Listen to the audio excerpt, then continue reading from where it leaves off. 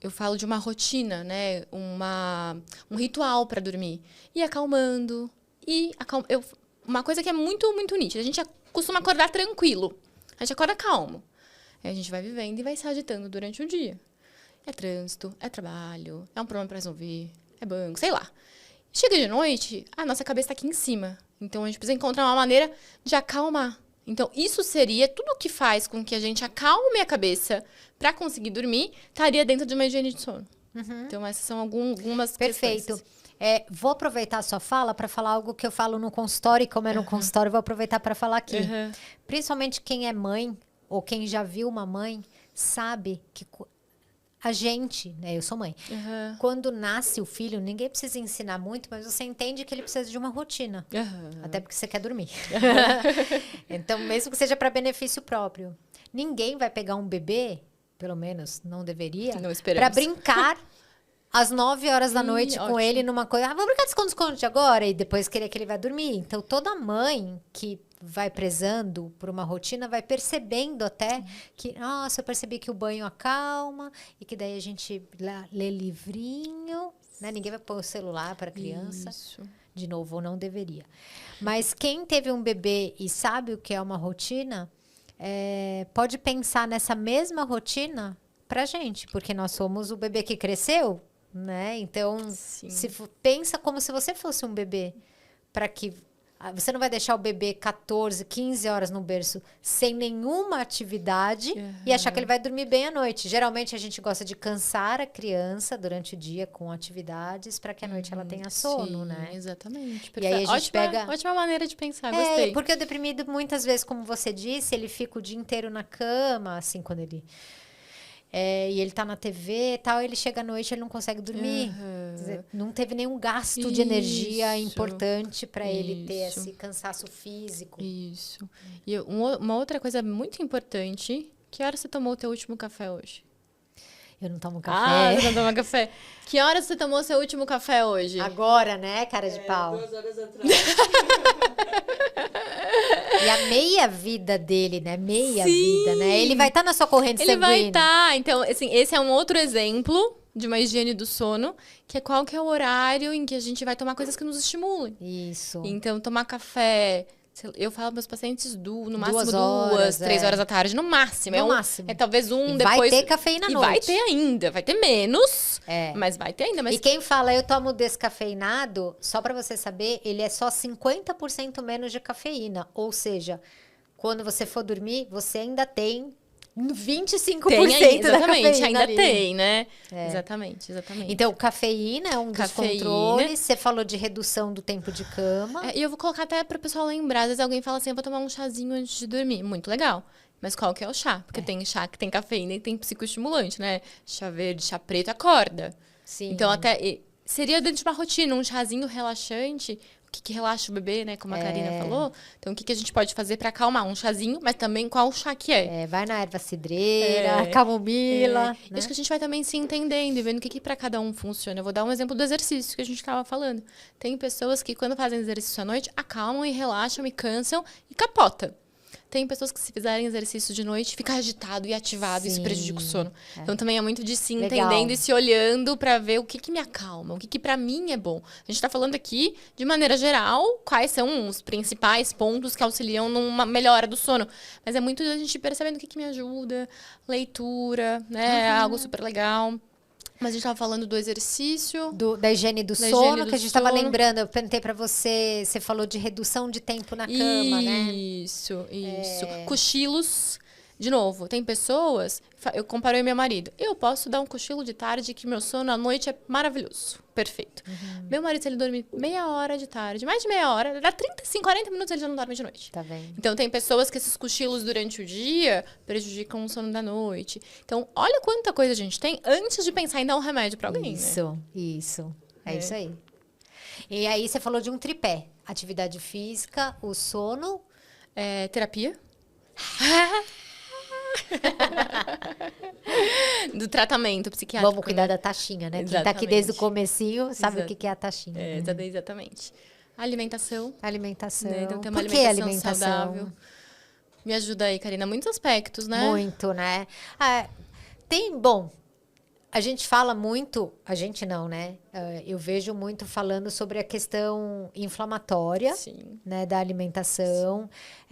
Comida muito palatável, rica em gordura saturada, em açúcar também. A gente sabe que não faz bem para o organismo.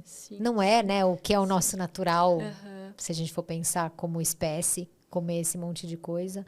Não sou nada de especialista em alimentação, mas toda vez que eu li sobre alimentação, até na psiquiatria do estilo de vida, que tem um capítulo da doutora Ana Paula que é só sobre o eixo intestino-cérebro, o impacto, né, dos alimentos na saúde intestinal e o impacto do intestino na saúde mental e física, né? E eu acho que vai até esses aspectos, eu pensei num outro aspecto que eu acho que é bem importante também, de quando a gente para poder cuidar da nossa alimentação, estamos parando para cuidar da gente. Sim. Então, muitas vezes, essa questão de poder preparar e escolher o que eu vou fazer para mim de uma maneira saudável, é um jeito de um primeiro autocuidado, e como isso é importante em saúde mental, né? Muitas vezes, um paciente deprimido, ele perde o autocuidado. Ele passa a não tomar banho direito, menos banho, não escova os dentes, não se importa consigo mesmo e não se importa com a alimentação. Tanto faz o que eu estou colocando para dentro. Então, quando a gente também para poder escolher melhor o que eu estou colocando para dentro, eu estou pensando em mim também. Como que isso também tem toda essa parte nutricional, os nutrientes são super importantes, tem essa questão inflamatória, mas tem também de eu poder estar olhando para mim e entender que o meu corpo é onde eu estou vivendo, preciso dele para estar aqui, para viver a vida, né? Essa parte mais importante é uma conversa que eu tenho muito comigo. Às vezes eu falo demais comigo e eu esqueço de falar para as pessoas. Hoje mesmo eu fiz um story sobre isso, né? Eu fiquei mais de um mês fora e acabei indo para os Estados Unidos. E os Estados Unidos é um lugar que é muito difícil se alimentar bem. Além de estar muito caro o dólar. Então você acaba comendo coisas mais baratas, né? E aí é oferta de hambúrguer, pizza, batata frita, fast food e muito açúcar, tudo palatável. Imagina, minha filha pequena falou, mamãe, como eles estão viciados em coisas... Ó, ela falou, tá? No paladar, né? Aí eu falei, do que você está falando? Ela falou, ou é muito doce, ou é muito salgado, ou é muito apimentado. Tem que ser muito, e eles só falam de comida. Que as amigas da escola diz que só falavam onde a gente vai comer, onde a gente vai comer. Mas não era esse o assunto. O assunto é que eu não me alimentei do jeito que eu costumo me alimentar. E voltei ontem e hoje já foi aquela decisão de... Deixa eu cuidar de novo da minha alimentação. Então, acordei já escolhendo o que eu ia comer e tal. E aí, eu fui para minha aula, minha atividade física. E durante a aula, que eu já estava dando o meu melhor para aquele momento, o professor falou, responde aqui para mim, durante a aula, qual foi a última vez que você deu o seu melhor para você mesmo? Ele fez essa pergunta e depois ele complementou assim, então faça seu melhor agora para que amanhã você pelo menos possa dizer que a última vez foi ontem, né? E aí eu fiquei pensando nessa frase dele e eu pensei, como é importante, que eu acredito, a gente fazer o nosso melhor pra gente, né? Em qualquer coisa que seja. Na escolha de alimentação, sei lá, o professor mandou esticar o braço, você pode fazer assim, ou você pode tentar esticar. Você pode arrumar a cama de qualquer jeito, ou você pode falar, eu quero deixar mais arrumadinha pra você, né? E o quanto fazer o nosso melhor em cada coisinha nos dá uma potência. Porque é aquela sensação que a gente tem de falar, eu fiz o meu melhor. E quando você faz o seu pior, você também tem essa frase pra você, né? Você poderia ter feito arrumado a cama e não arrumou, você sabe que você não arrumou. E a mensagem que você tem interna é de que você não arrumou. Diminui a potência. Sim. Então, quando você fala essa frase, é uma coisa que eu acredito muito do quanto a gente fazer o melhor, seja na escolha da alimentação, na água que você lembrou de tomar, falaram que faz bem tomar água, na atividade física que a doutora falou, sei lá, se o seu melhor é 10 minutos, Começa assim. Começa.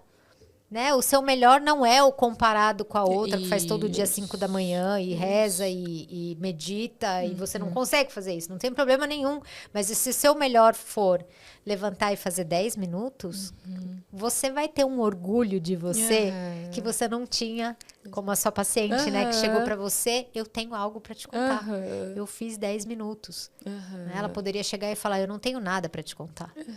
E ela saberia que isso seria pra ela algo ruim, Sim. né? Sim. Então, eu amei o que você falou, porque me lembra, e eu queria dividir isso com as pessoas, de que fazer algo por nós é algo que faz bem pra gente mesmo, Com não é certeza. pra ninguém. A gente tá alimentando nós mesmos, né?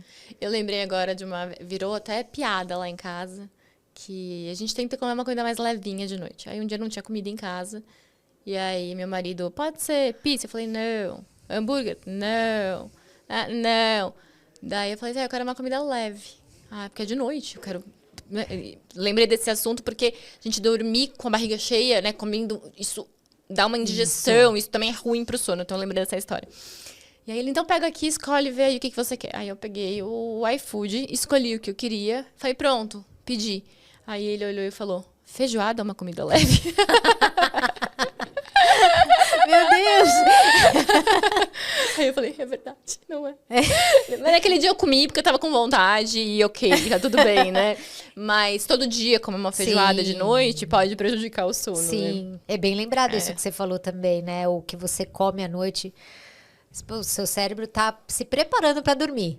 Aí você vai lá e come todo dia uma coisa pesada, ele vai trabalhar naquele momento para fazer a digestão. Isso também atrapalha o sono, Sim, atrapalha, né? você fica com desconfortável.